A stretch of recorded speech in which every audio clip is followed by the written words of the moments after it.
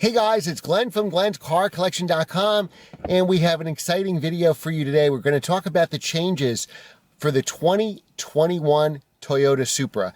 Now, as you know, this generation of Toyota Supra, and I'm a former Toyota Supra owner, came out for the 2020 model year and kind of had mixed results. You could see I did a full review of this car where I get into a complete review of everything good and everything bad.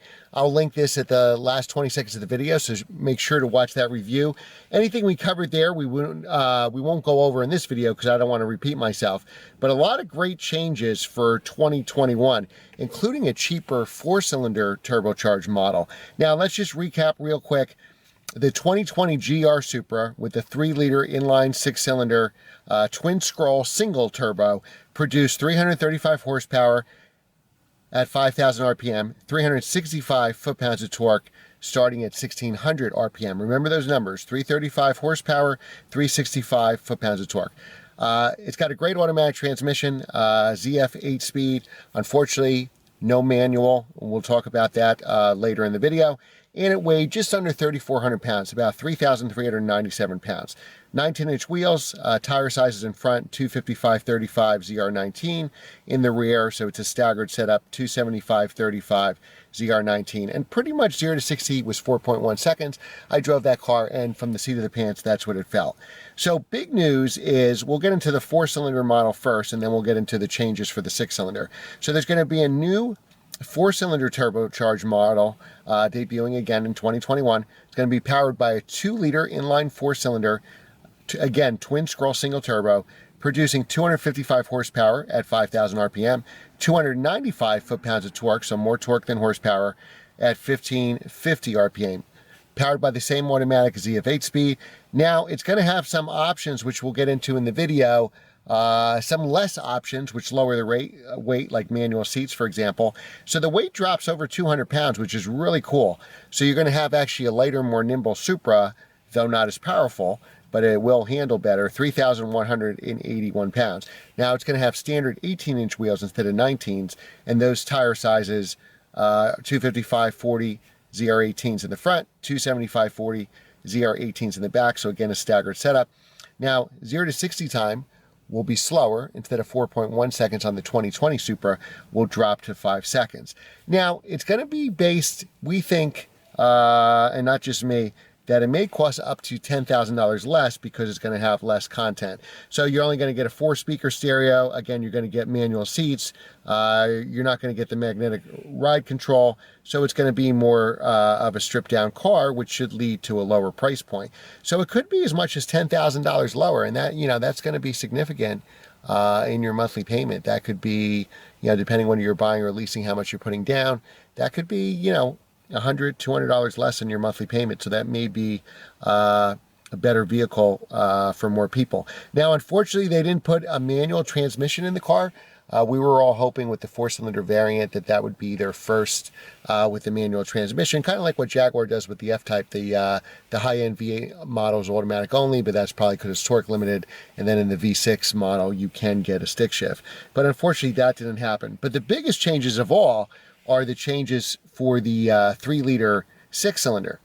So now, remember those figures I told you before, 355 horsepower and 365 for the current 2020 model. The 2021 model, which will be out in June, same engine, obviously, 3-liter inline 6-cylinder with twin-scroll single turbo, and we'll make a more technical video, give you all the changes that produce this extra horsepower. But now horsepower jumps from 335 to 382, so we have a 48 horsepower jump.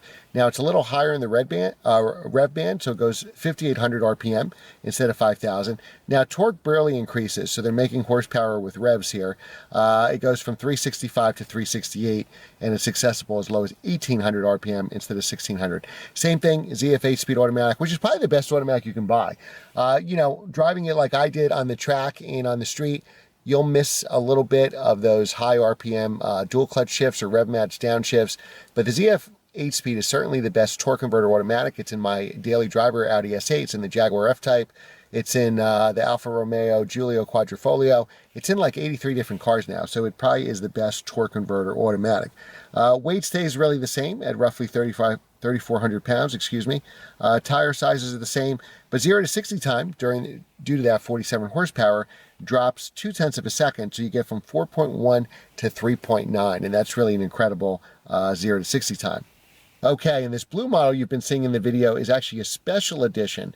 This is going to replace the launch edition, so this is going to be, I guess, the highest trim level Supra you can get, limited to 1,000 units. It's going to have the 3-liter turbocharged 6, same horsepower, same increased horsepower. It's called the A91 Special Edition. Pricing is expected to be about $57,000 base. It comes in 2 colors, this beautiful refraction blue or nocturnal, which is black, and that's already offered on the 2020 Supra.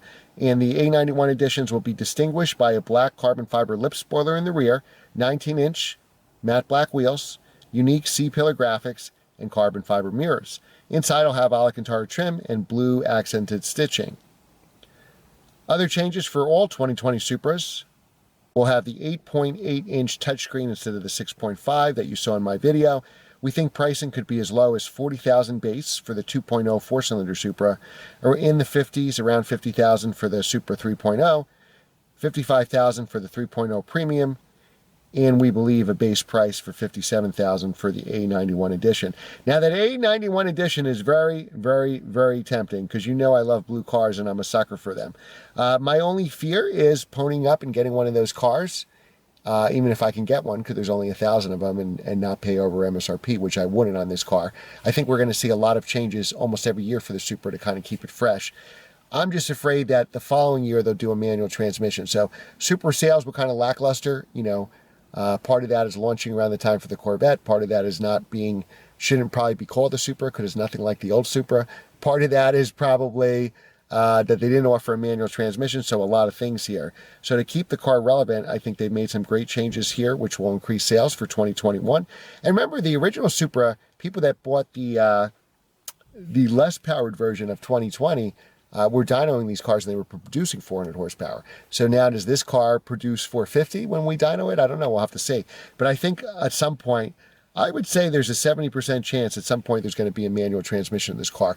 I don't know if it's going to make it to the 3-liter 6. It may only be for the 4-cylinder, and they'll sell that kind of as a purist car. But that's my hesitation buying this car. If they made this for a manual, I still think it's very relevant in the price point.